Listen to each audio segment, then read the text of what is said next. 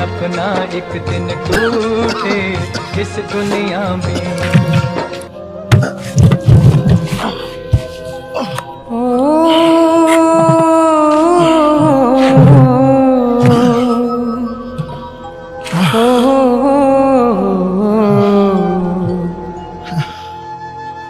तबीयत भी खराब है।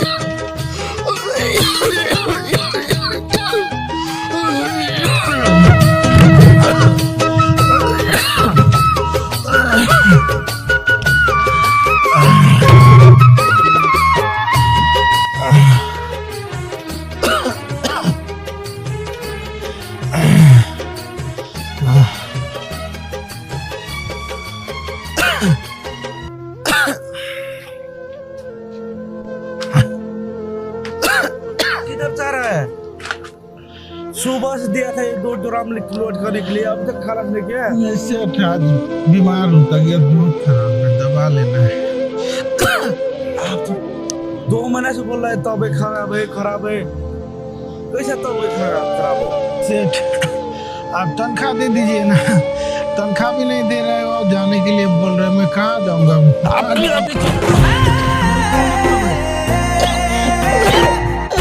क्या लेकर रखा है?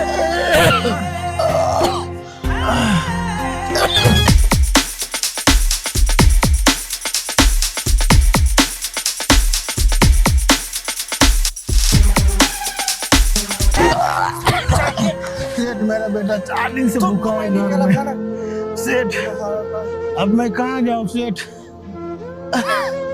सेठ अब मैं कहाँ जाऊँ? मेरा बेटा 4 दिन से भूखा है, पैसा भी नहीं दे रहा है, गरीब आदमी हूँ, बीमारी से तंग हूँ, मैं कहाँ जाऊँ? खाए के मिले ना रोटी छूछे, हालत में केहू न पूछ। हाय रे बदनसीबी रे गरीबी,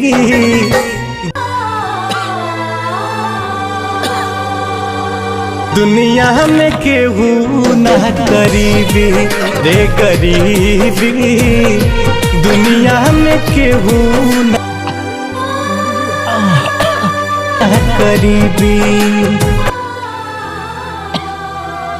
बाबूजी क्या हुआ? बाबूजी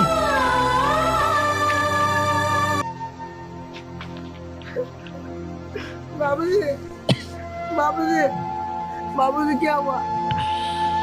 बाबूजी बाबूजी क्या हुआ? बाबूजी बेटा बहुत तबीयत खराब है, भूख भी बहुत जोर से लगा है।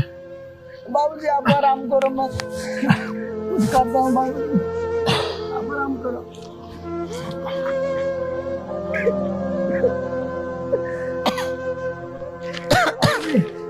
आप इधर ही आराम करो, मैं आ रहा हूँ कुछ लेके। बाबूजी ठीक है।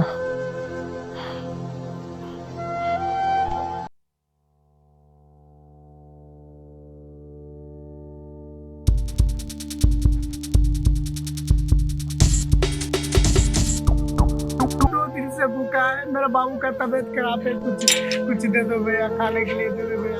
मैं तुम्हारा बाप का ठिका लेके रखा है? नहीं भैया, मेरा बाबू जी मर जाएगा भैया, मेरा बाबू जी बीमार है, बहुत बीमार है। तो मैं क्या करूँ? भैया कुछ दे दो भैया, आप प्लीज भैया। चल चल निकल। भैया भैया दे दो ना, भैया दे दो ना, प्लीज दे दो। तुम्हारे लिए हम लोग इतना मेहनत इतना पसीना बहाता है, तुम फकीर गरीब आओ और हमारे ऊपर चढ़ जाओ। नहीं भैया, मेरा बाबू भैया। चल रहे हट।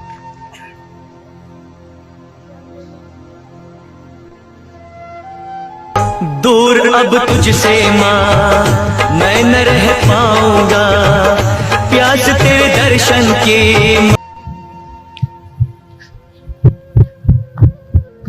भैया भैया कुछ खाने के लिए दे दो ना भैया, खाने के लिए दे दो ना। मेरा बाबू 2 दिन से बीमार है, कुछ नहीं खाए, मेरा बाबू मर जाएगा। प्लीज कुछ खाने के लिए दे दो ना भैया, प्लीज प्लीज दे दो ना भैया भैया।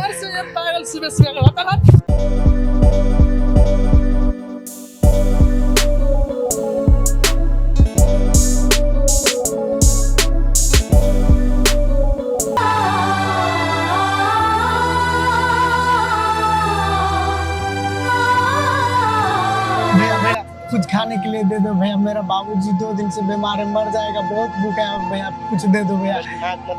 चल हट।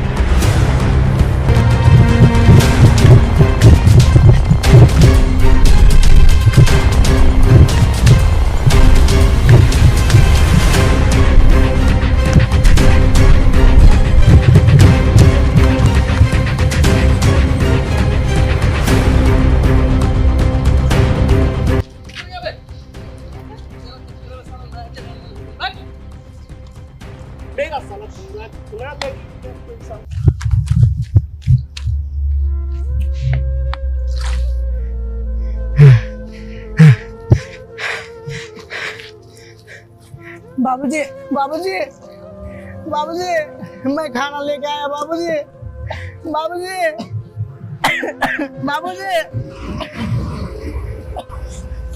मैं खाना लेके आया। लीजिए बाबूजी, ये खाना है, आप खाइए, इसमें खाना है।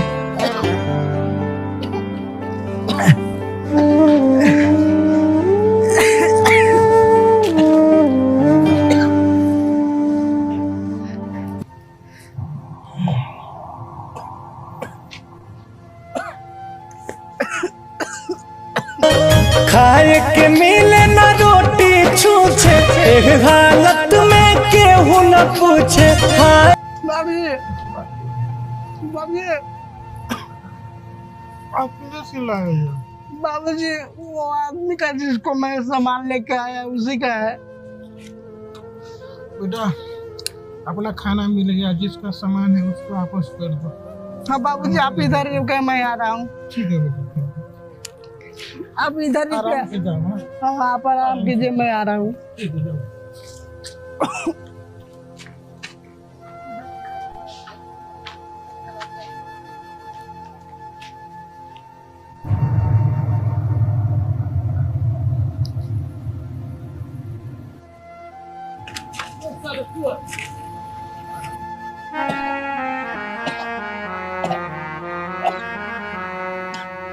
बदनसीबी रे गरीबी, साला मेरा साले तू करेगा, फिर चोरी करेगा, साले फिर चोरी करेगा।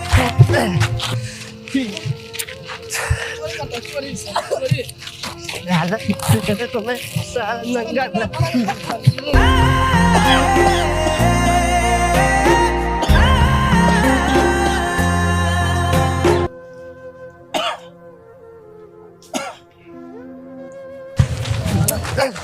साला सामान क्या क्या है रे?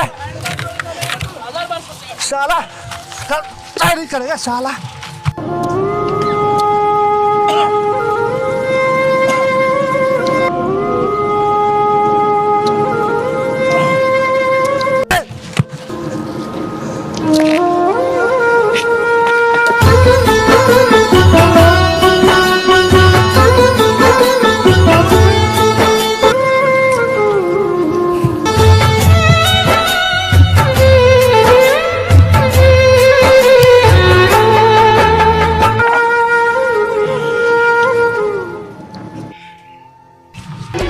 बात कुछ समझ न आए, कमी क्या हम में पाई।